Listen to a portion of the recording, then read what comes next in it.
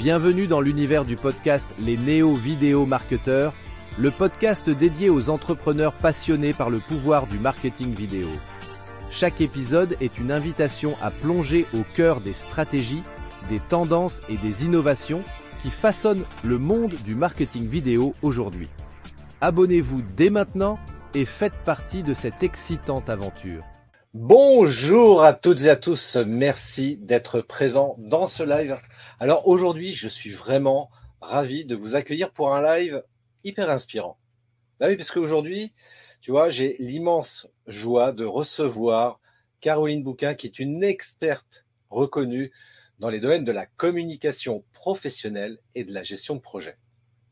Alors Caroline, elle possède justement une expérience vraiment impressionnante en tant que formatrice, en aidant des professionnels à affiner leur communication, tant verbale que non verbale, et à maîtriser l'art de la gestion de projet avec une magnifique efficacité et créativité également. Alors, son approche unique, justement, nous encourage à ne pas simplement rester confortable dans nos zones de confort, comme on les appelle, c'est nos zones de confort habituelles, mais au contraire, à les élargir. Alors justement, pendant ce live, on va voir ensemble comment on peut transformer notre communication et nos projets en outils puissants pour notre développement professionnel et personnel. Caroline va nous partager ses conseils justement sur la posture, le regard, l'adaptation du message à des besoins spécifiques de notre audience, mais aussi sur les processus créatifs qui peuvent revitaliser et innover notre travail quotidien. Alors, je vous invite à vous installer confortablement pour regarder ce live et en espérant, bien sûr, que tout ça vous motivera et vous inspirera jusqu'à repousser vos limites. Alors, tout de suite maintenant, après ce jingle, on retrouve Caroline.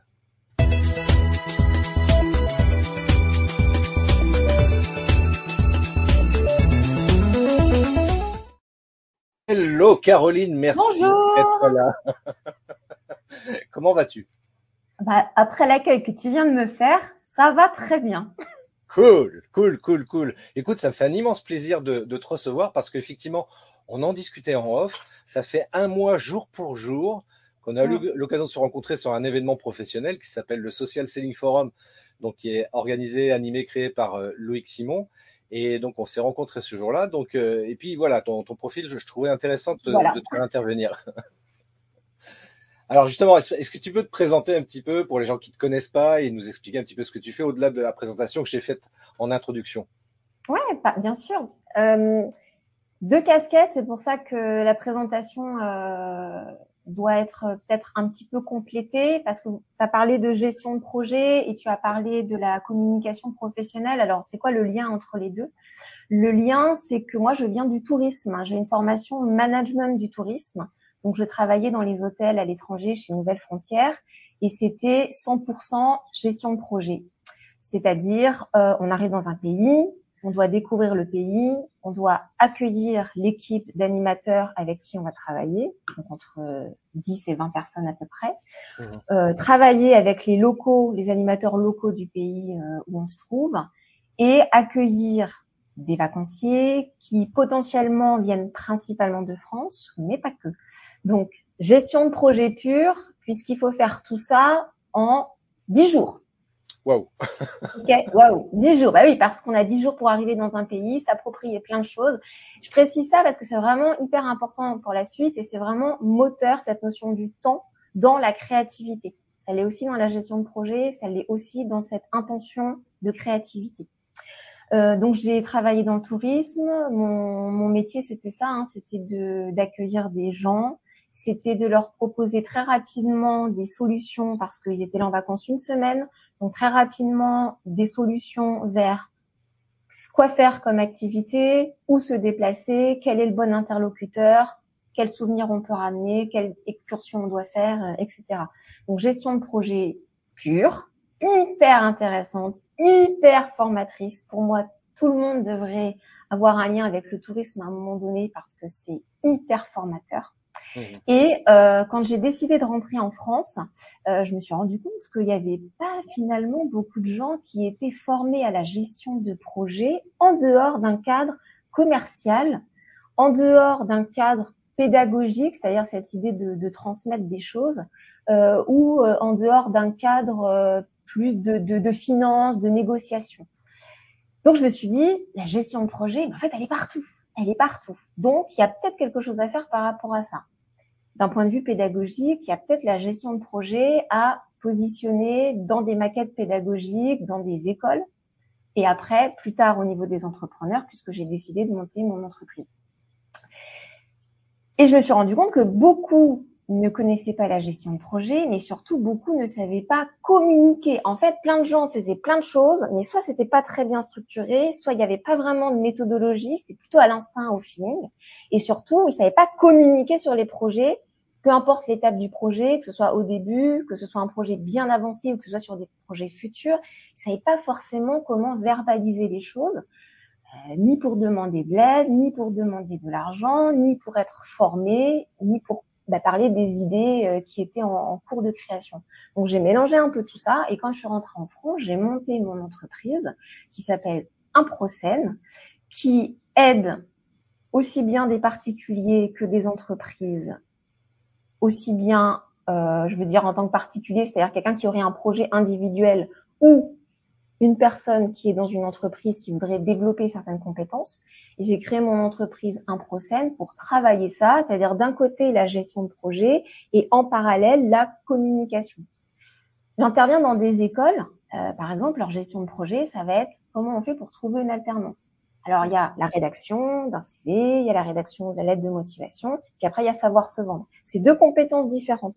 Et moi, ce que j'essaye de faire, c'est de travailler les deux en même temps. Alors, la notion du temps, chez moi, elle est hyper importante, mais c'est en même temps. C'est-à-dire, je ne peux pas écrire un CV d'un côté et après apprendre à raconter ce CV-là. Il faut que ce travail soit fait en simultané.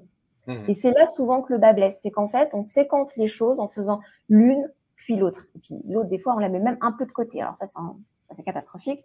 Et ça devient trop lourd de reprendre les choses. Alors qu'en fait, tout est allégé parce qu'on travaille en même temps. Et les choses s'imbriquent. Tout est plus facile à verbaliser. Et tu disais que tu interviens également auprès des particuliers, mais pour quel type de projet au niveau des particuliers? Alors, il y a ceux qui sont en reconversion professionnelle. Ok, donc c'est particulier, mais dans un cadre professionnel, hein, que ce soit salarié ou entrepreneur. Il y a les deux. Il y a reconversion professionnelle, c'est ce qui m'occupe le plus de temps parce que la tendance actuelle fait qu'il y a beaucoup de gens qui sont en reconversion. C'est les aider à verbaliser, et souvent c'est en lien avec un travail de VAE, verbaliser ce qu'ils ne veulent plus faire, ce qu'ils veulent faire et verbaliser les compétences transversales. Sauf qu'avant d'entamer le travail, on ne connaît pas forcément ces compétences transversales, donc on est encore moins capable de les exprimer. Il y a les VAE, c'est le travail écrit, on monte le dossier et il faut le faire. Mais on peut aussi se mettre en mouvement pour apprendre à le dire avant d'apprendre à l'écrire. C'est pour ça que je rejoins à chaque fois ce truc de il faut travailler les choses en même temps. Il faut pas rester devant sa page blanche, il faut essayer de se mettre en mouvement et de dire à voix haute les choses avant de chercher à les formuler parfaitement à l'écrit. Donc reconversion professionnelle auprès des particuliers, c'est vraiment ce qui occupe le plus clair de mon temps.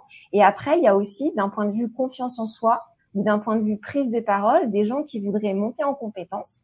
Par exemple, des managers qui disent « mais moi, je veux qu'on m'écoute quand je parle ». Mais là, c'est un vrai, comment dirais-je, j'allais dire un vrai défi, mais c'est hyper important parce que c'est vrai que la prise de parole, c'est pas forcément évident que ce soit pour les managers, les chefs d'entreprise, même les solos, enfin les indépendants, etc. Enfin, on voit, je pense à ces entrepreneurs qui travaillent en solo et qui vont dans des réunions d'entrepreneurs, quelles qu'elles soient, que ce soit l'événement auquel on a assisté ou des réunions plus formelles, en tout cas où on est là pour faire du business en tous les cas. Et c'est vrai que parfois, il y en a certains qui ont beaucoup de difficultés à expliquer ce qu'ils font, enfin à savoir se vendre en d'autres termes, quoi. Enfin, t'aurais 2-3 astuces là par rapport à ça? Alors, j'ai 2-3 astuces. Surtout, ce qu'il faut identifier, c'est le point de départ. C'est-à-dire, vous ne pouvez pas arriver dans un rendez-vous business en vous disant « mon objectif, c'est de donner ma carte de visite ». Alors ça marchera pas.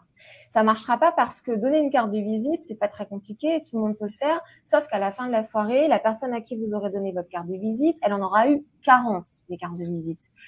S'il n'y a pas votre photo dessus ou s'il n'y a pas quelque chose qui fait que vous aurez marqué les esprits, votre carte de visite, elle va être dans le lot et mélangée au milieu du lot, peut-être même tout à la fin. Donc, déjà, il faut changer son état d'esprit, d'intention, son objectif. Quand je vais sur des rendez-vous comme ça, c'est vraiment pour aller rencontrer des gens. C'est pas donner ma carte de visite. Le verbe d'action, il est pas bon. Donner une carte de visite, c'est pas ça votre verbe d'action. Votre verbe d'action, c'est rencontrer des gens. Alors, ça sous-entend deux choses. La première, c'est avoir envie d'aller rencontrer l'autre, c'est-à-dire avoir envie d'écouter l'autre, avoir envie d'en apprendre sur l'autre. Et la deuxième chose, c'est d'être capable, à son tour, de se présenter et de donner envie d'en savoir plus. Trop souvent, on va dans les rendez-vous business en disant « je vais parler de mon produit ». Alors, je vais donner ma carte de visite et je vais parler de mon produit. C'est deux verbes d'action qui peuvent pas fonctionner. Le point de départ, il est pas bon. Vous devez d'abord avoir envie d'aller rencontrer l'autre. Il y a plusieurs outils pour rencontrer l'autre, hyper simples. Et Christophe, tu m'en as donné un quand on s'est vu le mois dernier. Les gens, ils adorent qu'on leur parle d'eux. Ouais, donc, on leur pose des questions. C'est ça. C'est un outil, mais pratico-pratique, et on le répétera jamais assez. Vous posez des questions. Et alors, ah oui, mais je sais pas quelle question poser. En fait, si vous vous projetez vraiment sur le fait de j'ai envie de rencontrer l'autre, vous allez voir que les questions, elles vont arriver toutes seules. Vous pouvez lui poser des questions sur rappelez-moi votre nom. Voilà, il sera très content parce que comme il veut marquer votre esprit, il sera très content simplement de redonner son nom et son prénom. Peut-être il y a du monde autour, vous l'avez vraiment pas entendu. Vous pouvez pas partir d'un échange sans avoir vraiment identifié le nom et le prénom de la personne avec qui vous avez échangé. Donc ça peut être une première question. Une deuxième question, ça peut être j'ai vu tout à l'heure que vous travaillez avec les animaux, je crois. Quels animaux? Voilà. J'ai vu tout à l'heure que vous accompagnez des entrepreneurs. Quel secteur d'entrepreneurs vous accompagnez? Voilà. C'est des questions simples. Hein. Après, j'aime bien le jeu de la balle. C'est l'outil que j'utilise. C'est-à-dire vous avez une balle imaginaire et vous renvoyez la balle. Vous posez la question à l'autre. Et après, vous vous mettez en écoute. Super important. Ouais. Il sera toujours content de vous donner des informations sur lui. Et comme vous l'avez écouté, naturellement, il va vous poser des questions sur vous, sur qui vous êtes et ce que vous faites. Et là, il y a vraiment un échange. Et c'est vraiment là que, oui, si vous donnez votre carte de visite, il retiendra qui lui a donné cette carte de visite. Donc, c'est d'abord une rencontre, avoir envie d'être dans la rencontre. Ouais, exactement. Et c'est vrai que il y a un truc, tu sais, tu parles au niveau des cartes de visite, c'est parfois je vois ça, c'est très rare et heureusement d'ailleurs pour les personnes concernées, mais sur ces réunions d'entrepreneurs, j'ai toujours cette image-là de cette personne qui vient, qui fait sur toutes les tables, qui commence à mettre déjà ses cartes de visite. Ouais. C'est quoi ce truc? C'est hyper intéressant parce qu'en fait, la personne, elle est un peu en train de vous renvoyer qu'elle n'a pas forcément confiance en elle.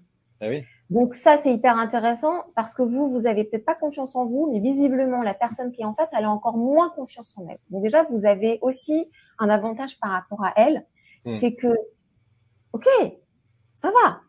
Finalement, on est tous dans le même bateau. Vous voyez, on arrive dans des endroits, les rendez-vous business comme ça peut faire peur parce qu'on voit, quand on arrive quelque part, qu'il y en a qui se connaissent déjà. Ouais. On voit tout de suite, il y en a, ils ont des choses à se dire, ils ont des choses à se raconter. Puis vous, des fois, vous êtes là et vous savez pas vraiment vers qui aller. Suivez votre instinct. Naturellement, il va y avoir des gens vers qui vous allez naturellement avoir envie d'aller et c'est tant mieux.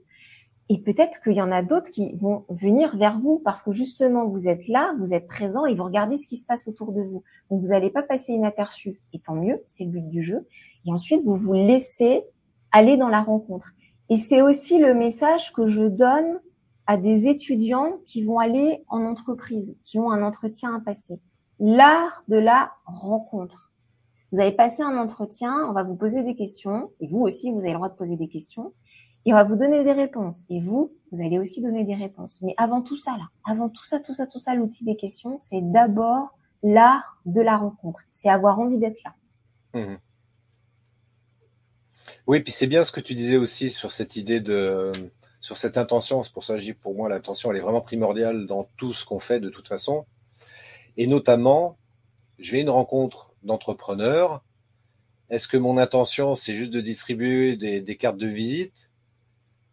Peut-être pas une bonne idée, comme tu l'exprimais tout à l'heure, hein. C'est pas ça. C'est juste faire des rencontres. Et puis voilà, après, bah oui, on va être automatiquement et naturellement, parce que voilà, on est des êtres humains, donc par la loi d'affinité déjà basiquement, bah tiens, il y a des gens, bah ouais, on trouve sympa et puis on va discuter avec eux. On est là pour rencontrer des gens déjà très basiquement, c'est ça le plus important. C'est l'étape numéro 1. Vous pouvez pas rappeler quelqu'un, mettez-vous dans l'autre posture. Quand quelqu'un vous appelle et que vous ne savez pas qui c'est, que vous l'avez pas rencontré, vous êtes déjà moins attentif, déjà vous. Donc c'est la même chose dans l'autre sens. Vous Ouais. allez pouvoir rappeler quelqu'un et peut-être faire un contrat hyper rapidement avec cette personne parce que vous serez passé par cette étape de rencontre. Ça peut être lors d'un événement business, ça peut être un cocktail, ça peut être un déjeuner, ça peut être dans un ascenseur, c'est ce qui a donné le fameux pitch elevator, cette façon de dire je peux rencontrer des gens un peu n'importe où. Et en tout cas, c'est un état d'esprit. Et quand vous êtes entrepreneur, vous devez forcément avoir cet état d'esprit de rencontrer des opportunités, rencontrer d'autres professionnels, rencontrer des clients, rencontrer des prospects, rencontrer des personnes inspirantes, rencontrer des financeurs. Enfin, bref, c'est vraiment le verbe d'action, ça va être dans l'art de la rencontre. Et justement, tu vois, par rapport à ça, est-ce que tu parlais du pitch là à l'instant, et par rapport à ça, euh, est-ce que c'est important de préparer? Je vais donner un exemple très simple, tu vois. Moi, j'ai vu des entrepreneurs, pareil, dans ces rencontres-là, dans ces réunions. Et des fois, tu as des gens qui arrivent, bonjour, je m'appelle André, je suis plombier, je fais tout ce qui est tuyau, machin, enfin, je suis pas spécialiste, donc je sais plus là, le détail, tu vois. Mais ils présentent leur métier, ce qu'ils font, enfin, les services du moins qu'ils proposent, comme si on lisait une carte de restaurant, tu vois, avec le menu. Et puis, ils terminent en disant, bah, et puis voilà. Ah oui. Ah oui, voilà. Du coup, il y a le du coup aussi qui est très Mais 2024. du coup, ouais, aussi.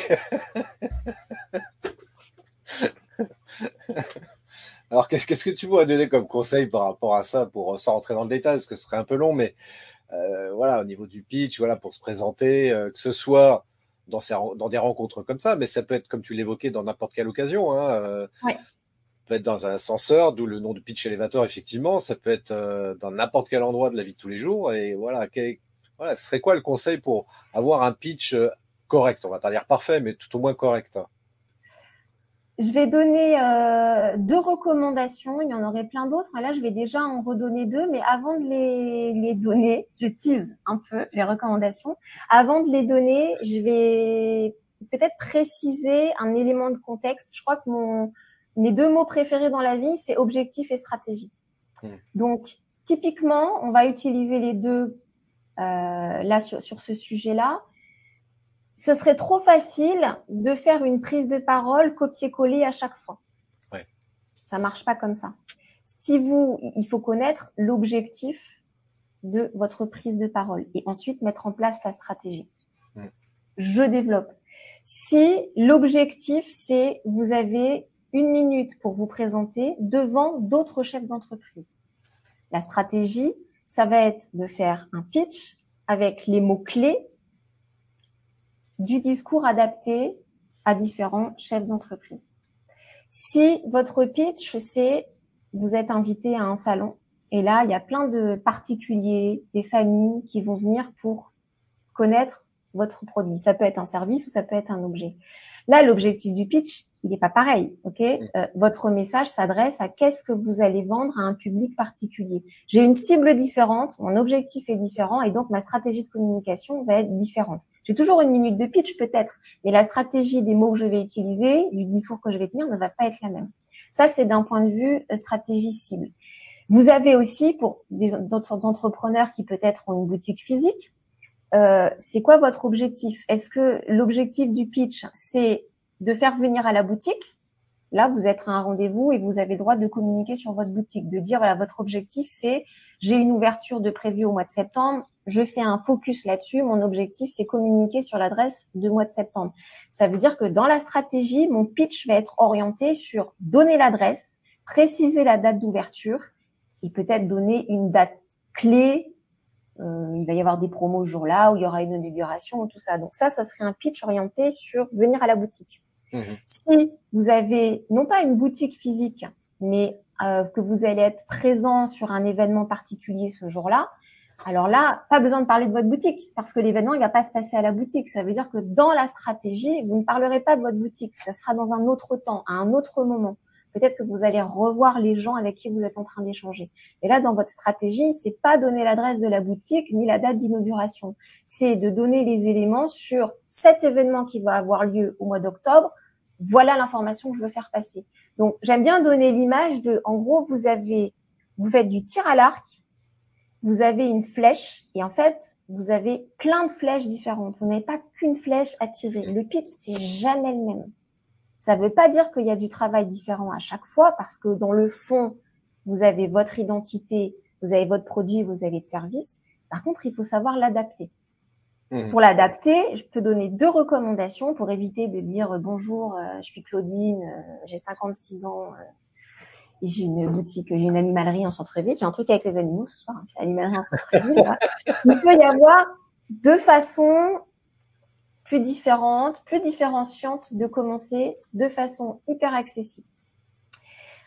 En fait, votre objectif là, c'est de attirer l'attention. C'est votre verbe d'action. Attirer l'attention. Si vous donnez votre nom, votre prénom, votre âge et le nom de votre entreprise, c'est pas très différenciant. Vous pouvez, pour attirer l'attention, peut-être faire une analogie, c'est-à-dire renvoyer à une image connue. C'est un peu comme ça que démarrent tous les TEDx. Voilà, pour les fans de TEDx, vous pouvez en lire plein, il y a plein de conférences comme ça. On commence par une analogie. Votre métier, plutôt que de dire que vous êtes plombier, vous prenez une analogie, je sais pas, peut-être là tout de suite ça me fait penser aux intestins. Voilà, forcément un mec qui parle des intestins, on va dire de quoi? Et après mais qui c'est? Ah, c'est le gars des intestins. Alors après il faudra passer derrière pour rectifier et qu'on ait quand même bien votre nom, votre prénom et le nom de votre entreprise. Mais c'était pas l'élément déclencheur. L'élément déclencheur c'est ah oui, c'était le gars des intestins. OK? Un autre outil, ça peut être la comparaison. Moi, mon métier, c'est de faire ça un peu comme ça. Voilà. Je fais ça un peu comme un pêcheur au large. De donner une comparaison. Un peu comme un maraîcher qui, toute l'année, va entretenir son jardin. Vous prenez votre compétence première et vous mettez une comparaison. Je donne un événement comme ça, BGE. On a eu un photographe. Ça, avant même de savoir qu'il était photographe, il commence son introduction en « Est-ce que vous vous souvenez la dernière fois que vous avez mangé une omelette ?» Excellent. Je peux vous dire que les 70, on était comme ça. Hein? Excellent. Et hop, après, il a fait passer son message comme quoi il était photographe. Mais il nous avait capté. Donc, donner des images, ça, c'est hyper important et c'est très marquant. Donc, soit donner une image par analogie, soit donner une image par comparaison. De travailler l'aspect visuel de la communication, même si on est dans le langage verbal. Là, moi, je suis le magicien de l'image. Tout le monde sait ce que c'est un magicien. Tout le monde a une représentation de image. Et en plus, image, il y a plein de formats possibles et il y a plein d'endroits possibles où on peut voir des images. Donc, ça donne une dimension encore plus grande. C'est pas magicien de une image, c'est magicien de l'image. C'est des formules choc comme ça qu'il faut vous approprier, qu'il faut prendre le temps de réfléchir. Mais là encore, vous pouvez poser la question à l'autre. Si vous êtes un peu coincé dans son « oui, mais moi, je sais pas comment parler de moi ou je sais pas exactement mon produit, quelle analogie ça pourrait être », posez la question à l'autre qui connaît votre activité et peut dire « tiens, à quoi tu pourrais me comparer ?» Tu vois, par exemple, là, l'histoire du plombier de tout à l'heure que tu évoquais, moi, j'ai pensé aux secouristes en mer, tu sais. Bah, c'est un peu ça, parce que je veux dire, tu as un problème de robinetterie chez toi, voilà, c'est bouché ou je sais pas quoi, enfin bref, bah, t'appelles le plombier pour qu'il te dépanne, quoi. Bah, c'est un peu comme le secouriste en mer qui vient te dépanner, parce que sinon. Je suis le secouriste de vos tuyaux, de votre tuyauterie. Je suis le secouriste de la maison si vous avez plusieurs activités. Mais c'est ce truc-là de donner une image Alors en plus, secourir, c'est un truc. Oh, ah ouais, super quoi. Parce que quand on l'appelle, c'est qu'on est en galère. Donc on a cette notion de moi, je suis là pour aider les gens. Je suis là sur quelque chose de très important parce que c'est votre quotidien. Je suis un peu le super-héros des choses. Moi, j'avais fait un article de blog comme ça sur le manager, ce super-héros. Mais si vous êtes entrepreneur, c'est forcément que vous êtes un super-héros. Vous avez forcément un super pouvoir. C'est acquis, c'est comme ça. Vous en avez même probablement plusieurs. Simplement, ce qu'il faut maintenant, c'est être capable de le verbaliser pour donner envie aux autres d'utiliser votre super pouvoir. Et ça, ce que tu dis, c'est également valable pour faire le lien avec ce que tu évoquais tout à l'heure. C'est-à-dire que la personne qui vient pour candidater pour un poste dans une entreprise, c'est pareil, hein, c'est le même concept. Hein. J'ai un super pouvoir, monsieur le recruteur, voilà, faut m'embaucher, quoi. Le recruteur, il vous connaît pas. Bah non. Si vous dites que vous avez fait telle activité de temps à temps, il vous connaît toujours pas. Si vous dites que vous avez un diplôme comme ça, il vous connaît toujours pas. Dans les écoles, il y a les maquettes pédagogiques qui vont donner un diplôme. Si vous avez passé votre diplôme à Strasbourg, mais vous postulez pour Lyon, il n'y a pas forcément d'équivalence avec le titre ou l'option qui ont été faites. Parce que à Lyon, on fait pas les mêmes options, par exemple, qu'on aura étudié à Strasbourg.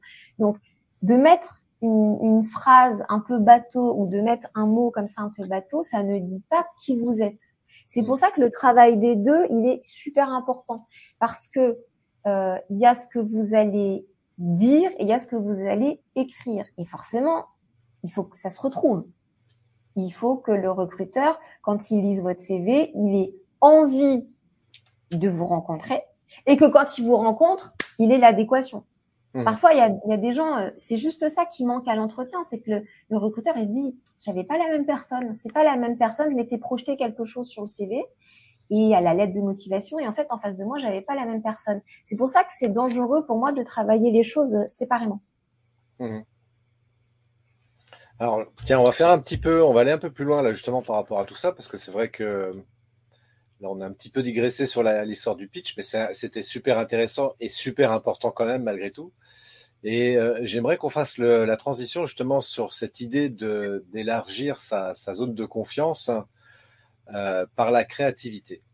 Alors, comment on peut faire pour élargir sa zone de confiance par la créativité, Caroline? Dis-nous tout. Alors, action numéro 1, arrêtez de dire « je dois sortir de ma zone de confort ». Action numéro 2, arrêtez d'écouter les gens qui vous disent « sortez de votre zone de confort ». Parce qu'en fait, parce que ça n'a aucun sens. Et puis surtout, ça vous dit pas quoi faire. En fait, ça vous dit « ce que vous faites, c'est bien, mais il faudrait pas le faire comme ça ». Il faudrait faire plus, il faudrait faire mieux, il faut faire autrement. Bon, voilà. Donc, ça ne va pas. Donc, en fait, le but du jeu, il n'est pas, pour moi, il n'est pas de sortir de sa zone de confort parce que, de toute façon, quoi que vous fassiez, vous ne pouvez pas vous préparer à vivre 1001 situations, ni à l'école, ni à la maison, ni au travail. C'est un objectif qui est perdu d'avance. Donc, c'est un faux objectif. On ne peut pas se préparer à vivre 1001 situations. Par contre, on peut accepter qu'on est le dénominateur commun de ces 1001 situations. Donc, il faut agir sur soi. Et pas sortir de sa zone.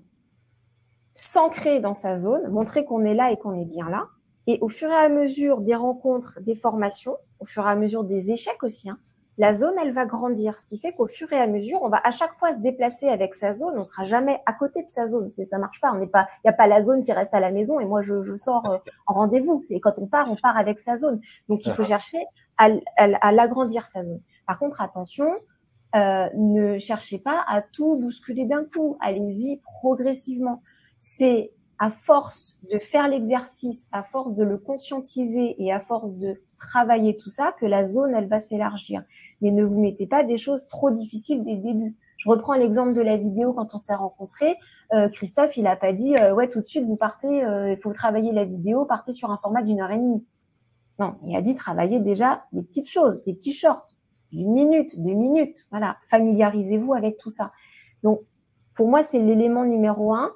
Arrêtez de vouloir sortir de sa zone de confort et arrêtez d'écouter les gens qui vous disent d'en sortir. Projetez-vous plutôt dans « j'élargis ma zone de confort ».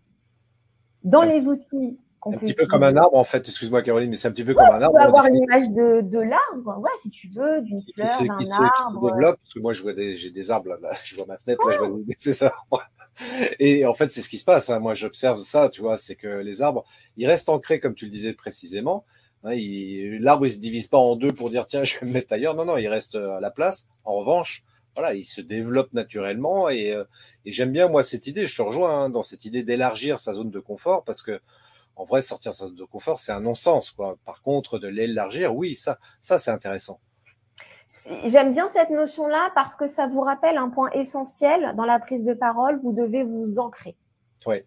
On peut pas papillonner, avancer, reculer, machin, je sais pas, bouger à droite. Non, quand vous êtes dans la rencontre avec quelqu'un, vous êtes là et vous êtes vraiment là. Donc c'est très important que vous soyez ancré. Vous n'êtes pas en mouvement à ce moment-là, vous êtes vraiment ancré physiquement sur vos deux pieds et votre regard, il est ancré aussi. Vous n'êtes pas en train de regarder tous les côtés, l'apéro qu'on est en train de servir, les petites milliardises qu'on a ramenées. Si vraiment vous voulez jouer la rencontre, il faut être ancré physiquement, il faut être ancré dans le regard.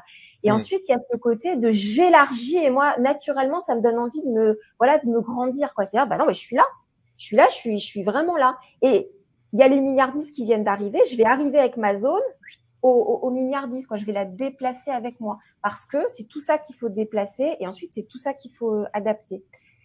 Ce qui est assez facile finalement à mettre en place, c'est beaucoup plus facile et beaucoup plus rapide à mettre en place que de vouloir sortir de sa zone.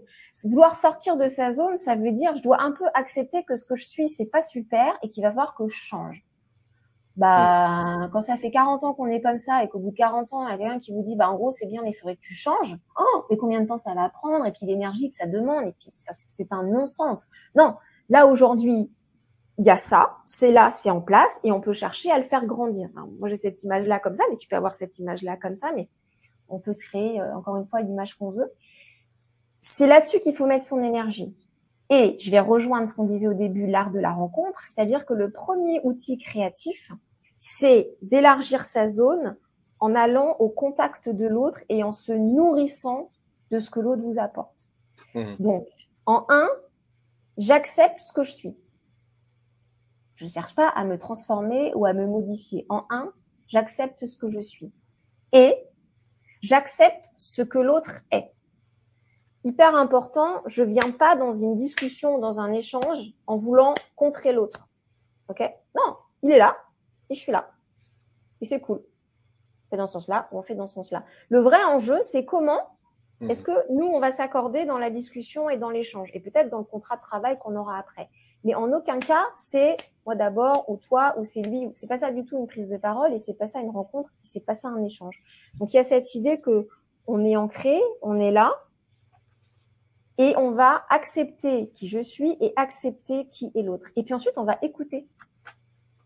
L'autre, il va nous donner des informations et vous allez pouvoir rebondir sur les informations que l'autre vous a données. Donc, deuxième outil, après l'acceptation, il y a l'écoute. C'est l'écoute, ce qu'on appelle l'écoute active.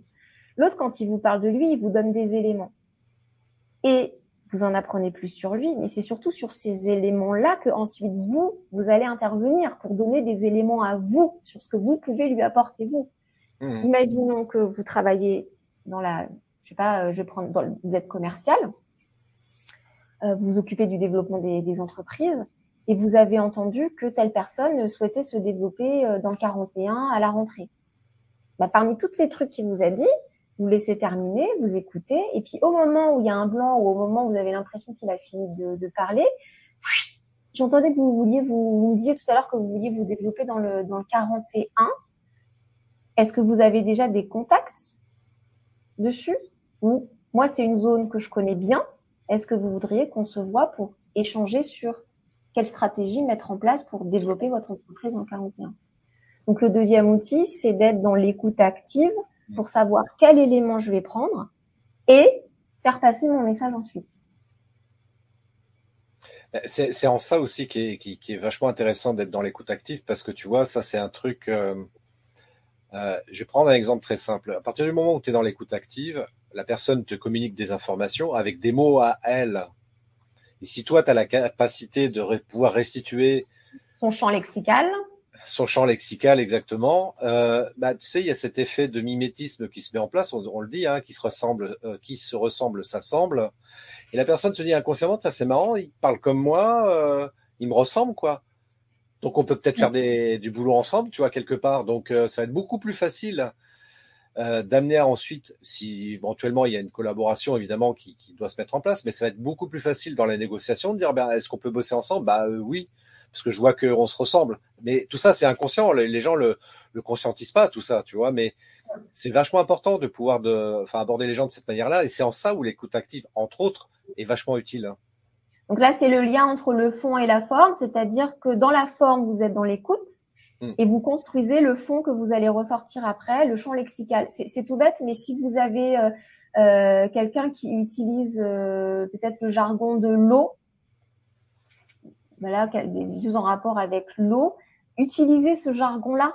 Peut-être que vous vendez des solutions liquides. Oui, mais lui, il parle de l'eau. Donc, à ce moment-là, vous ne vendez plus des solutions liquides, vous vendez de l'eau. Et inversement, si lui, il cherche pas de l'eau, il cherche des solutions liquides, vous vendez des solutions liquides. C'est ça. C'est cette façon de vouloir s'adapter. Et je reprends cette image-là parce qu'en fait, on a trop souvent tendance, mais c'est un peu normal, on a aussi beaucoup été éduqués comme ça, à imaginer que il faut passer en force. Non, mais moi, je fais pas de l'eau. Alors que, en fait, ça va. Ça va. Si lui, il utilise solution liquide, ok. On va utiliser le jargon de la solution liquide. On va pas chercher à ce moment-là, vu qu'on est dans la rencontre, à vouloir faire absolument clarifier le oui, mais moi, c'est de l'eau. Et d'aller contre les choses. Donc, ça rejoint le truc numéro 1, c'est-à-dire vraiment, il faut accepter qui est l'autre dans son attitude, dans son jargon, parce que le but, c'est de pas passer en force. Le but, c'est de faire passer votre message. Donc, pour faire passer votre message, il faut d'abord montrer à l'autre que vous êtes là pour l'écouter et que vous voulez pas passer en force. Sinon, personne ne va s'écouter. Alors, ça peut arriver aussi, hein. Si vous voyez, ça c'est un très bon indicateur, si vous voyez des gens qui veulent passer en force, vous terminez la conversation gentiment et puis vous allez chercher quelqu'un d'autre. Voilà, c'est pas la peine de passer toute la soirée à parler avec lui. Ça va s'affiner au fur et à mesure, mais vous ne pouvez pas passer en force. Et surtout, il faut pas avoir la prétention de croire qu'on peut tout faire sur le temps d'une soirée. La rencontre, c'est la rencontre. Si vous n'avez pas les ressources au moment où vous les avez, ça peut être un outil numéro 3, vous différez les choses. Écoutez, je vous propose qu'on en reparle. Et là, vous pouvez prendre les agendas, ou c'est à ce moment-là que vous donnez sa carte de visite, ou c'est à ce moment-là que vous prenez sa carte de visite. Donc, écoutez, hyper intéressant. Vous acquiescez vraiment ce que dit l'autre. Hyper intéressant. Je pense qu'il faut qu'on prenne le temps d'en reparler. Alors, ou vous lui posez la question, est-ce que vous seriez d'accord de prendre le temps d'en reparler? Mais la notion du temps, elle est hyper importante parce que souvent, on estime qu'une prise de parole, ça va être un ping-pong verbal. Oh, mon Dieu, si je ne dis rien, ça veut dire que je suis pas compétent. S'il y a du silence qui s'installe, ça veut dire que je suis pas compétent, j'ai rien à dire. Alors qu'en fait, le silence est vraiment votre ami sur ce genre de rencontre. Vous n'avez pas, l'objectif là, c'est se rencontrer, faire connaissance. C'est pas signer un contrat, c'est pas aller vite. C'est faire connaissance, identifier qui vous êtes, identifier qui il est et propulser un autre temps d'échange, probablement un peu plus long, tous les deux ou avec d'autres collaborateurs à lui ou d'autres associés à vous. Enfin voilà. Mais c'est un troisième outil, c'est de se dire le silence est vraiment votre ami. N'ayez pas peur de juste répondre oui, absolument. Oui, absolument. Vous voyez, pas passer en force, pas le contrer ou pas ah oui, ah bon, c'est vrai, et pas enchaîner sur autre chose. C'est-à-dire, il faut penser à valider ce que vient de dire votre interlocuteur. S'il l'a dit, c'est que c'est important pour lui. Donc, le simple fait de dire oui, ou c'est intéressant, ou absolument, ou mais ça m'intéresse, j'irai voir. Vous voyez, c'est juste déjà de passer par cette notion de j'accepte le discours de l'autre. C'est aussi ça, être dans l'échange. Ouais, tout à fait. Et puis tiens, je me permets de compléter aussi un truc qui peut être intéressant aussi, parce que ça, c'est une erreur que je faisais. C'est un mentor commercial qui m'a corrigé là-dessus, et c'est vrai que du coup, ça m'a vraiment aidé. notamment, tu vois, dans les rencontres, c'est vraiment, enfin, c'est le cas particulier, enfin, caractéristique là-dessus. J'avais du mal, tu vois, enfin, comment dirais-je, à prendre des rendez-vous, tu vois, avec des gens. Donc, même si l'objectif n'était pas là, mais à partir du moment où il y a un échange avec quelqu'un, tu vois, et ça, c'est le premier problème. Et surtout, la difficulté que j'avais, c'est que les gens me disaient, OK, ça a l'air intéressant, machin, est-ce que vous pouvez m'en dire plus? Puis comme moi, j'ai tendance à parler un peu beaucoup, donc du coup, je parle beaucoup, mais en fait, il se passe rien, quoi. Après, la personne, elle est contente parce que j'ai plein d'infos, plein de tuyaux, etc. Mais commercialement, c'était pas une bonne façon de faire. Et en fait, mon mentor m'avait dit, bah écoute, le moyen le plus simple sur dans ce genre de situation, parce que t'as pas le temps, parce qu'il y a plein de gens, machin, c'est une rencontre d'entrepreneurs, donc tu peux pas passer 3 heures avec une seule personne. En revanche, quelqu'un qui te dit, tiens, ça, c'est quoi vos tarifs, machin, etc. Déjà pour jauger si la personne est vraiment intéressée. Tu dis, bah écoute, vous savez quoi? Parce que là, on n'a pas le temps, parce que j'ai d'autres personnes à voir. On prend rendez-vous ensemble et je prendrai tout le temps que vous voulez pour qu'on discute tous les deux. Et si la personne te dit, bah non, non, en fait, c'est juste pour savoir, ok, c'est bon, déjà, tu as fait un tri naturel. En revanche, si elle est vraiment intéressée, elle va dire, ok, bah, on peut prendre rendez-vous effectivement. Ok, quel jour, etc. Donc, tu conviens d'une date. Et là, sur ces rencontres-là, c'est une bonne manière de faire, même si évidemment, c'est pas l'objectif prioritaire, mais pour répondre aux questions éventuelles qui me demanderaient de passer un peu de temps, de manière légitime en plus pour le coup, dire, bah, on prend rendez-vous, on se prend voilà, une demi-heure, une heure au téléphone, en visio ou en présentiel si c'est possible, mais voilà, on se prend un temps pour ça, on prend une date, on sera en one-to-one et ce sera plus facile pour moi pour répondre à toutes les questions que vous avez, quoi. Alors, je veux bien compléter parce que ce que tu Tu dis, complètes ce que j'ai complété, vas-y. ouais, je complète ce que tu complètes parce que, bah ouais, mais en même temps, c'est exactement ça l'art de la rencontre, hein, et c'est pas plus compliqué que ça, hein. C'est quelqu'un dit quelque chose, on rebondit dessus, on échange et machin. Plusieurs choses. J'ai noté quand même pour répondre à la question 2 outils qui peuvent aussi être un peu efficaces dans cette situation. Mais avant de parler des outils, deux choses. Quand tu dis j'ai pas le temps à quelqu'un, je trouve que ça peut être encore optimisé. Alors, je l'ai mal formulé là, je Ouais. t'ai caricaturé la scène. Je suis désolé, mais c'est vrai que je l'ai très très mal formulé parce que c'est pas comme ça que je le dis, quoi. Ouais, Au contraire, parce tu vois, que comment dirais-je, je reçois la demande de la personne. Donc, je dis, OK, je comprends que pour vous, c'est super important d'avoir cette ouais, c'est ça. information-là. Ouais. Voilà. Ouais. Alors, ouais, et moi je vais plus loin, c'est-à-dire je commence par dire je trouve ça super intéressant. Parce que la personne, si elle nous dit ça, les gens, ils adorent parler d'eux et ils adorent quand on les valorise. Hein. Enfin, voilà. Et en général, je le pense sincèrement, hein, je le dis pas pour faire plaisir, mais je suis vraiment convaincue que les gens ont des choses à m'apporter. Je sais pas à quelle dimension, je sais pas dans combien de temps, mais je suis vraiment convaincue que les gens ont des choses à m'apporter. Donc quand j'écoute vraiment et je suis vraiment convaincue que ce qu'ils ont à dire, dans tout ce qu'ils vont me dire, il y a forcément quelque chose qui va être intéressant. Ça l'est encore plus quand je sens que ce qu'ils vont dire, ça va me permettre de travailler avec eux après.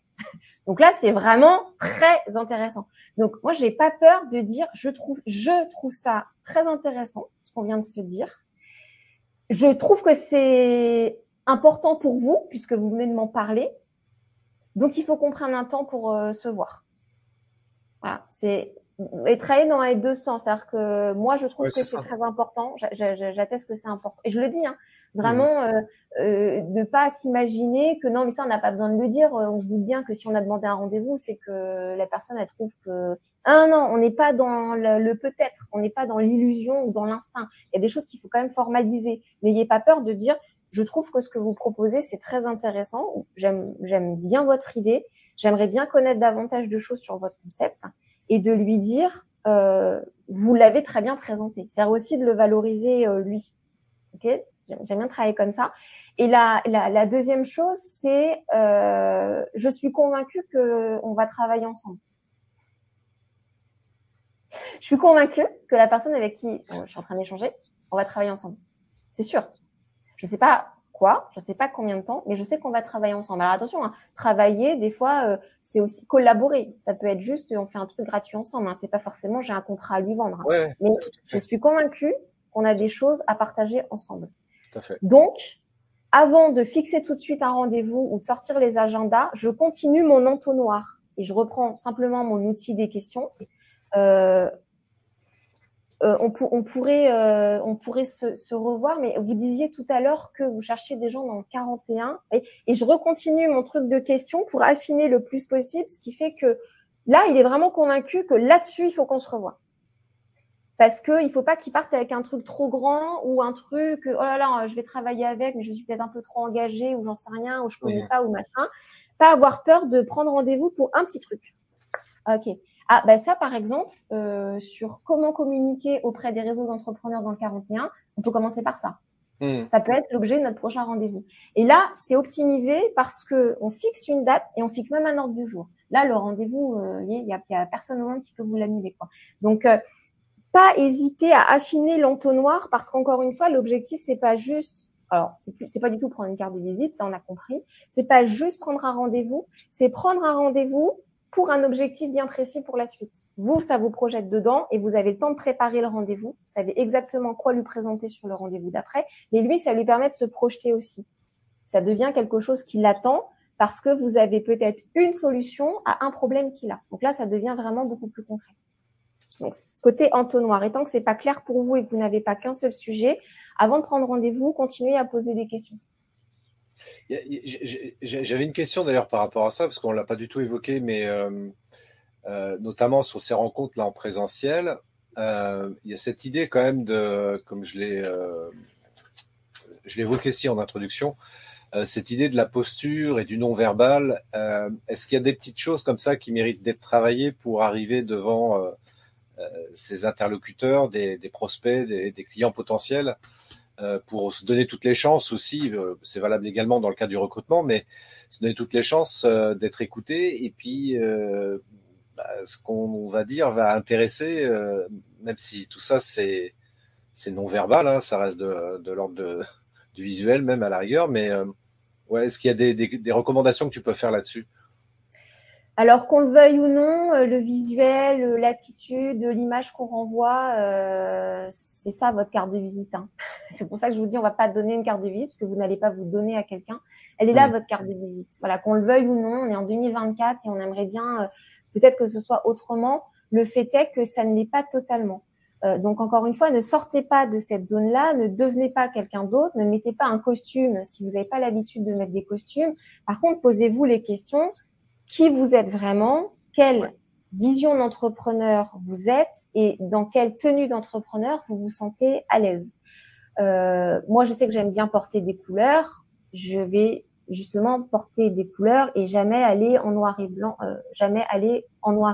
dans un rendez-vous comme ça. Mais il faut être bien soi-même et être capable de le porter. Donc, d'un point de vue vestimentaire, il faut que vous ayez quand même une attitude simple, qui vous correspond. Et en fait, le travail, il est là. Qui je suis et qu'est-ce qui me correspond. Après, au-delà des vêtements, il faut forcément que vous travaillez sur votre regard. Si vous passez votre temps à regarder les gobelets à côté du thermos de café et que vous n'allez pas chercher le regard, ça risque d'être un petit peu plus compliqué. Mais là encore, c'est pas du tout compliqué si vous vous mettez dans la tête que, alors, je regarde qui je vais rencontrer. Et en fait, on peut regarder qu'une seule personne à la fois. On peut pas regarder un groupe de 20 personnes. Et je vous rassure, il n'y a pas forcément un groupe de 20 personnes qui vous regardent quand vous arrivez quelque part. Donc, c'est juste de se connecter à une personne qui va vous regarder et vous allez pouvoir commencer par cette personne-là. Après, au-delà du regard, il y a cette attitude de venir avec votre zone, de vous ancrer quelque part, de regarder droit devant vous et d'être physiquement présent. Si vous êtes sur votre téléphone ou vous avez envie de vous cacher, ça renvoie pas les bons indicateurs. Donc, c'est pas grave si vous le faites un peu, parce qu'il faut aussi être cool avec soi-même, mais il faut se dire que, ok, petit à petit, je vais monter en compétence là-dessus. Donnez-vous des objectifs individuels. Allez, aujourd'hui, l'événement, il va durer 45 minutes. Je vais parler à 3 personnes. Et ne vous laissez pas impressionner par ceux qui vont parler avec tous. Ouais, pas de comparaison. C'est pas un concours. C'est pareil, c'est fait partie des choses où il faut pas hésiter de le redire parce qu'on se dit oui, non, mais je sais, il faut pas qu'on se compare. Bah oui, mais si, il faut pas juste se le dire, il faut vraiment intégrer qu'on ne peut pas se comparer. Surtout si dans la salle, vous avez des concurrents ou en tout cas, vous avez des entrepreneurs qui vont délivrer le même service que vous. Ils sont pas à l'identique, ils ont leur propre service, ils ont leur propre cible, ils ont leur propre identité et c'est pas perdu d'avance. Peut-être qu'ils sont là depuis plus longtemps que vous, peut-être qu'ils ont un réseau qui est plus grand que vous, mais vous arrivez avec une identité propre. Si vous arrivez vraiment et que vous êtes là, il n'y a aucune raison qu'on vous écoute pas ou qu'on vous voit pas. Ce qui est sûr, c'est qu'il faut pas avoir l'air de paraître trop à l'aise. Ça peut faire fuir. Il vaut mieux que vous soyez un tout petit peu en dessous, avec cette idée que j'accepte qu'il y a un mois, j'accepte de voir une ou deux personnes, avec cette idée que je reste dans l'écoute, avec cette idée que je regarde.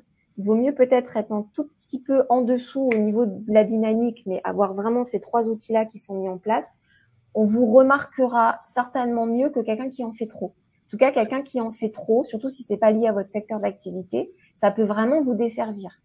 On attend d'un comptable qu'il soit quand même assez rigoureux. Alors, il peut être festif, hein, c'est pas le truc, mais on attend déjà qu'il soit rigoureux et discret. Du coup, si vous êtes discret, c'est super. Faut juste pas que ce soit poussé à l'extrême et que ça vous empêche de vous développer. Mais si ça fait partie de votre activité, la discrétion, et que c'est plutôt votre nature, c'est très bien. Moi, l'outil que j'utilise en priorité, c'est le théâtre. Je fais pas de théâtre avec les enfants. Pas du tout, jamais. Pourquoi ? Parce que il y avait 2 genres de parents parce que qui inscrivaient les enfants au théâtre. C'était mon enfant est hyperactif, il faut absolument qu'il se défoule et qu'il fasse du théâtre. Non. On peut faire plein de trucs pour te défouler, hein, mais le théâtre, c'est des choses. Justement, parle-en-nous ça, parce que ça c'est intéressant. J'ai vu que tu fais du théâtre d'improvisation, c'est ça ? Moi, j'utilise 90% d'outils du théâtre d'improvisation dans la gestion de projet. Alors ça, c'est quand même assez novateur parce qu'on se dit la gestion de projet, ça va être des PowerPoint, des tables et des chaises. Donc moi, pas du tout. La gestion de projet, c'est on se met en mouvement et physiquement, on voit ce qu'est un projet, comment on se structure, comment on gère le temps, comment on collabore ensemble. Donc il y a plein d'exercices qui nous permettent de travailler ça, mais il n'y a jamais de PowerPoint, ni de table, ni de chaise, ça c'est sûr. Donc c'est assez novateur. En fait, le théâtre d'impro, c'est énormément de ressources. Hein. On se rend pas compte, mais c'est pas juste aller faire des spectacles sur scène. Hein. C'est vraiment un outil pour travailler énormément de choses. Et pour la prise de parole, pareil, c'est d'autres outils, mais j'utilise le théâtre d'improvisation. Et sur je reviens sur l'idée des enfants justement pour finir avec ça. C'était les timides. Mon enfant, il est timide, il faut faire du théâtre. Non.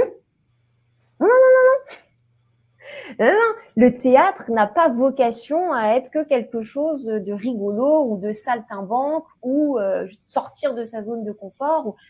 Le théâtre, c'est un vrai outil qui permet une structuration et qui permet d'élargir sa zone. On va tester des choses avec des outils bien précis, avec des exercices bien précis, et chaque exercice a sa méthodologie et son objectif. Mais c'est pas devenir quelqu'un d'autre. Surtout pas. Si on veut devenir quelqu'un d'autre, on fait du théâtre classique, on a un rôle avec un costume, avec quelqu'un qui a écrit le texte pour vous et une mise en scène qui a été pensée. Et là, vous êtes quelqu'un d'autre. Le théâtre d'improvisation, c'est un triangle sur 3 pieds. Le premier pied, c'est que vous êtes auteur, c'est-à-dire c'est vous qui décidez des mots que vous allez utiliser. Vous êtes acteur, c'est vous qui décidez du personnage que vous allez jouer, on ne décide pas pour vous. Et vous êtes metteur en scène, c'est vous qui décidez de la façon dont vous allez faire votre entrée, faire votre sortie et gérer votre place sur scène. C'est hyper complet, hein. On soupçonne pas, hein, mais c'est pas juste un spectacle avec des matchs, pas du tout. Ouais, je trouve ça super intéressant. Et ça, c'est enfin, je veux dire, par exemple pour la prise de parole ou la présence, comment dirais-je, pour faire un speech sur scène, par exemple. Enfin, ce sont des choses que tu expliques, que tu utilises du moins pour accompagner les gens. Ouais. Alors on travaille par exemple la notion du rythme. Quand on veut faire une prise de parole, il faut travailler cette notion du rythme. Ça veut dire parler et avoir des silences. Et ça veut dire aussi se déplacer. Et je peux pas parler et me déplacer en même temps. Il faut pouvoir séquencer les choses. Donc là, on a des petits jeux qui vous permettent de travailler ce que j'appelle l'aide à la décision et l'aide au rythme. À quel moment je décide de faire quoi? Donc, s'il y a des petits jeux qui sont très simples au début pour commencer, c'est vous avez un groupe de personnes et vous leur demandez de se positionner. Est-ce que vous préférez la mer ou la montagne? 3, 2, 1, on se positionne. Et on débriefe pas. Tout de suite, on passe à autre chose. Est-ce que vous préférez le cinéma ou le bowling? 3, 2, 1, on se positionne. Est-ce que vous préférez la vidéo ou le texte écrit? 3, 2, 1, et on se positionne. Le but, là, c'est de travailler l'engagement et de réussir à se positionner. Et quand je me positionne, c'est je fais un choix et je m'ancre. Je fais un choix et je m'ancre. Je fais un choix et je m'ancre. Ça, c'est un outil pour travailler le rythme. Un autre outil pour travailler l'aspect percutant et une seule chose à la fois, c'est l'outil de la balle imaginaire. Tout le monde est en cercle. Bon, ça, on peut le faire à 10 comme on peut le faire à 40 ou à 70. Personne n'a de balle au début, donc vous êtes tous comme ça, sauf une personne qui a une balle. Symboliquement, la balle, c'est une phrase. Pour s'adresser à quelqu'un, je dois regarder quelqu'un et je ne peux jouer qu'avec une personne qui me regarde. Si la personne, elle me regarde pas, elle a tout à fait le droit, j'accepte ça, elle est en train de regarder autre chose ou elle fait autre chose, il n'y a pas de problème. C'est à moi de savoir qui est en train de me regarder. Donc, je parcours l'auditoire, je regarde et quand quelqu'un est en train de me regarder, je lui lance ma balle. À ce moment-là, il avait les bras ouverts, il va fermer et c'est lui qui va récupérer la balle. Le message lui appartient et il va le donner à quelqu'un d'autre. Si vous parlez à quelqu'un qui ne vous regarde pas, vous n'allez pas être écouté. C'est tout bête, mais il est en train de faire autre chose et il a le droit de pas vous écouter. Vous cherchez quelqu'un d'autre qui est en train de vous regarder. Donc ça, c'est des choses simples à mettre en place. Et s'il y a le côté, je regarde quelqu'un qui me regarde et c'est avec lui que je communique, donc je dois faire un choix. Une fois que j'ai choisi, c'est maintenant tout de suite et j'envoie qu'une seule balle, donc une seule phrase en même temps. Et l'autre, il acquiesce ce jeu-là, il a écouté et on reste connecté à lui parce que peut-être qu'il va nous renvoyer une autre balle. Peut-être que l'échange va continuer. Ça, c'est des choses très simples de début de parcours pour travailler ces choses-là. Et en fait, regarder qu'une seule personne à la fois, c'est compliqué parce que rapidement, ah bah tiens, là. Ah oui, non, mais ça y est, il s'est passé 10 secondes, 15 secondes. Notre interlocuteur, il est passé à autre chose. Ouais, c'est un super exercice, ça. Ouais, j'aime bien. J'aime bien. Et d'ailleurs, pour revenir là-dessus, c'est vrai que c'est hyper important. Enfin, pour revenir sur les entrepreneurs, mais ça fait le lien avec le regard là que tu évoques à l'instant, mais ça me revient là en tête là de toujours regarder les gens dans les yeux. Alors, je sais que c'est pas évident. Moi, c'est ma technique perso là pour le coup. Parce que parfois il y a des gens qui, pour différentes raisons, j'ai du mal à les regarder dans les yeux. Et ce que je fais, je regarde au milieu du front. Comme ça, je suis pas dérangé par leur propre regard qui peut me distraire, tu vois. Et alors, il y a ça, et c'est ce qu'on recommande. Et il y a aussi, alors la notion du temps et de l'énergie. C'est-à-dire que regarder quelqu'un dans les yeux, ça prend beaucoup d'énergie. Il faut pas hésiter à décrocher votre regard et y revenir tout de suite après. Il faut pas hésiter parce que ça prend beaucoup d'énergie et parfois il y a des gens, forcément au bout de 10 minutes, vous avez échangé, vous avez discuté, ça a créé des images dans votre cerveau, vous avez fait des liens, des associations, des trucs, il y a beaucoup de choses qui se passent. Pour être sûr de rester connecté, il faut pas hésiter à lâcher votre regard et à revenir au regard de l'autre. Si pendant ce temps-là, c'est quelques secondes, mais c'est hyper important, ça reconnecte votre cerveau, ça va reconnecter votre regard. C'est pas un manque de respect. Si vous avez peur que ce soit un manque de respect, vous pouvez prévenir l'autre. D'une façon générale, n'ayez pas peur de trop communiquer ou de trop prévenir l'autre de ce que vous avez à lui dire. Vous pouvez lui faire une petite phrase de « Alors attendez, ça m'intéresse ce que vous me dites ». Vous décrochez votre regard et puis vous y revenez. Vous pouvez développer. Vous voyez, c'est-à-dire que là, on a les éléments de j'accepte ce qu'il est en train de me dire, mais j'accepte que moi aussi, là, je suis un peu fatiguée. Je lui dis que j'acquiesce, je valide que ce qu'il est en train de dire c'est intéressant et que c'est pour ça que moi j'ai besoin de me remobiliser. C'est hyper intéressant. Alors attendez, parce que ça m'amène une question où je réfléchis en même temps que vous me parlez. Oui, j'ai envie de vous demander, clac. Oui. C'est-à-dire que vous lui montrez que vous êtes toujours là, même si vous n'avez plus le regard, vous êtes là, vous êtes en train de réfléchir au truc et vous revenez à votre sujet. Moi, je dis, c'est appliquer la méthode Colombo. Tu vois, pour Colombo, le personnage de Colombo, là, moi, je suis un grand fan de cette série-là. Et je remarque, tu vois, quand il veut attirer l'attention du présumé meurtrier, il le regarde toujours dans les yeux. Mm. Et c'est exactement la même technique que tu évoques, tu vois, c'est pour ça que ça me fait penser à lui, parce que d'un coup, il va décrocher le regard, Mm. il va revenir. Attendez, monsieur, qu'est-ce que vous faisiez exactement là? Ouais. Tu vois? Et je Là, trouve que c'est un temps. Mais en fait, il y a plein de choses qu'on fait ou qu'on voit. Enfin, ce qu'on voit dans les films, dans les séries ou dans un pitch, c'est exactement la même chose. C'est juste qu'il y en a, ça va durer 30 secondes, il y en a, ça va durer 1 heure et demie, mais ça va être la même structuration, introduction, conclusion, et puis notre développement qui est structuré. Et ça va être la même chose. On peut s'inspirer d'acteurs ou de journalistes comme ça qui nous inspirent et qui nous font écho, parce que ce sont des professionnels de la communication et qui utilisent tout ça. Le but, c'est pas de tout utiliser, c'est de trouver 2 ou 3 bonnes pratiques avec lesquelles vous êtes à l'aise pour commencer. Et puis après, vous allez en récupérer 2, 3 autres et en récupérer 2, 3 autres. Et ça rejoint ce qu'on disait au début. On est là pour aller à la rencontre et apprendre des choses des autres. Vous allez capter plein de bonnes pratiques chez les autres. Moi, je sais que j'aime bien écrire. Je ne prends pas du tout la technique des gens qui notent sur leur téléphone. C'est pas mon truc. Moi, j'ai besoin du papier et du crayon. Donc, je vais pas l'apprendre, cette pratique-là. Ils ont raison parce que du coup, ils ont toujours tout sous la main. Mais moi, j'ai besoin d'abord écrire. Ça m'aide pour formaliser les choses et les retenir. Et puis, ça me permet de, quand mon carnet, il est posé, je travaille pas. C'est mon carnet, il est posé, mon carnet, il est posé. Et puis l'avantage que tu as, toi, Caroline, comme beaucoup de personnes, enfin moi j'utilise un peu les deux, mais l'avantage qu'il y a d'utiliser justement un papier et un stylo ou un bloc, hein, ça tombe pas, il n'y a pas de panne de batterie, tu vois. C'est le téléphone, c'est bien, mais quand t'as plus de batterie, comment tu fais pour accéder à tes informations? Tu vois, enfin bon, après, chacun fait évidemment selon son. Ce qui est important en fait, c'est de trouver l'outil qui nous corresponde, avec lequel on est bien, on se sent à l'aise. Et c'est ok d'utiliser un téléphone mobile ou une tablette, peu importe. Mais c'est ok aussi d'utiliser papier stylo. Et encore que moi, si j'ai un choix à faire, j'ai quand même une préférence notable pour le papier stylo pour d'autres raisons qui sont l'ordre de raisons beaucoup plus neuroscientifiques justement. Mais voilà, bon, parfois ça m'arrive de prendre des notes aussi sur le smartphone et c'est ok aussi. Bah, on parlait du cognitif. Il y a le biais cognitif du halo qui est si vous dégagez du positif, les gens ils iront vers du positif. Donc c'est aussi ça que vous devez amener. Ça coûte 0 sous.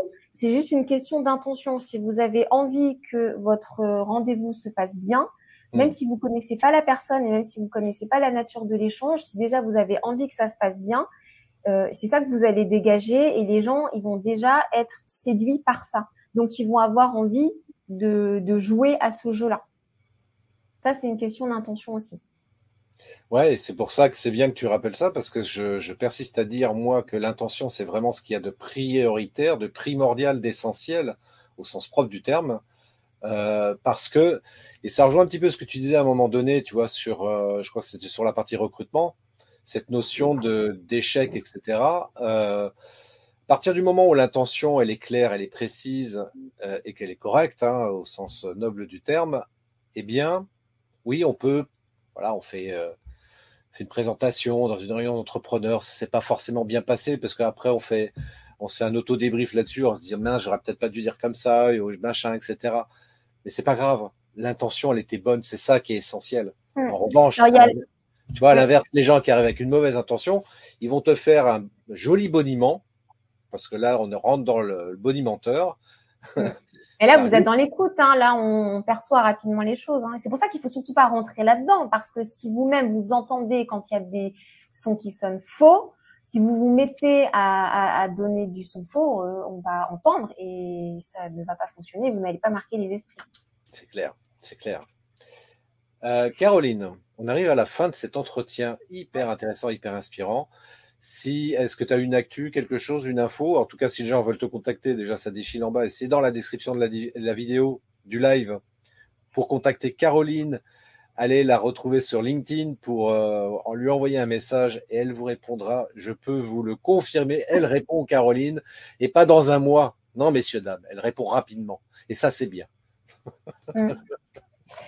Ben, actu, moi, ce qui me fait plaisir, c'est de voir à quel point le théâtre d'improvisation, parce que moi, je suis à Bourges, donc c'est pas une pratique qui est vraiment très connue. Le théâtre d'improvisation, il est essentiellement connu en France pour les matchs, c'est-à-dire ce côté, j'apprends à dézinguer l'autre, et le public atteste que j'ai été bon dans le fait que j'ai bien cassé l'autre. Moi, je suis toujours satisfaite quand le théâtre d'improvisation est reconnu pour d'autres valeurs. La rencontre, la capacité à écouter les autres, la capacité à se développer soi-même dans son discours, dans ce qu'on aime faire, dans ce qu'on sait faire, dans sa capacité à parler de soi ou à parler de son produit.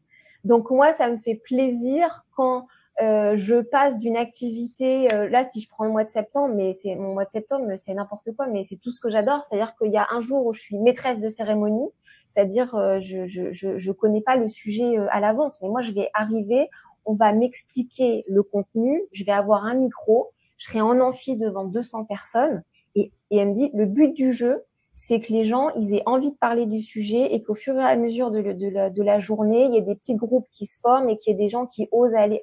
Non mais c'est super. Enfin, ça c'est super.